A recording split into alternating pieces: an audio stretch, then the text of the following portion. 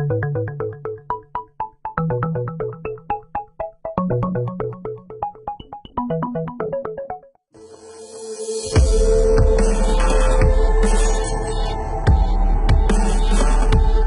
les milliers d'œuvres qui composent la collection du Musée national d'art moderne, pour illustrer le verbe ritualiser, j'ai choisi la peinture d'une artiste brésilienne longtemps oubliée en France, la croque-mitaine de Tarsila do Amaral.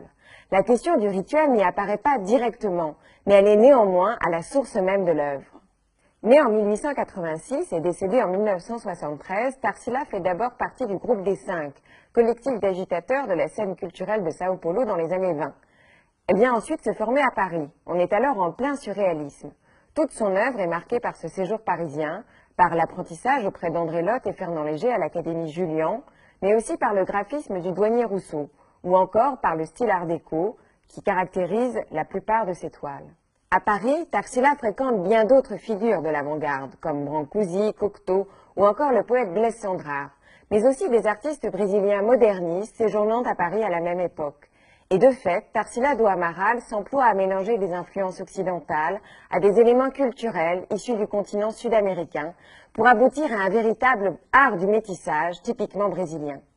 Son œuvre La croque-mitaine, datée de 1924 et entrée dans les collections publiques françaises dès 1926, en est un des exemples les plus manifestes. Étrange au premier regard et d'apparence naïve, cette petite toile s'inspire d'un conte brésilien et figure un de ses personnages les plus connus, la croque-mitaine, figure mi-caïman, mi-femme. Dans une lettre à sa fille, Tarsila la décrit comme une étrange créature dans la forêt, en compagnie d'un crapaud, d'un tatou et d'un autre animal inventé. Avec un jeu de couleurs vives et une esthétique primitive, le tableau tient aussi bien des avant-gardes parisiennes que de la peinture populaire du Brésil. D'ailleurs, cette œuvre est aussi produite suite à un voyage effectué en 1924 dans le nord du Brésil avec le poète Blaise Cendrars, qui y entreprend alors une collecte de contes et dont elle illustre le recueil de poèmes Feuilles de route. Il s'agit donc d'une œuvre de synthèse à la fois marquée par les avant-gardes européennes et fondamentalement vernaculaire. Tarsila do Amaral y proclame un retour à la forêt vierge. Ce retour à la forêt vierge est précisément une expression d'Oswald de Andrade, qui réfléchit déjà à son manifeste anthropophage, poème prenant l'appropriation, la digestion et la dévoration de la culture occidentale. Anthropophagie, absorption de l'ennemi sacré, pour le transformer en totem.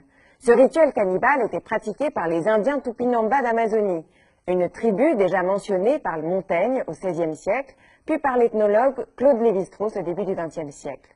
Mais pour Oswald de Andrade et sa compagne Tarsila do Amaral, ce rituel sert de référence et de méthode pour leur création et pour l'invention d'un art typiquement brésilien.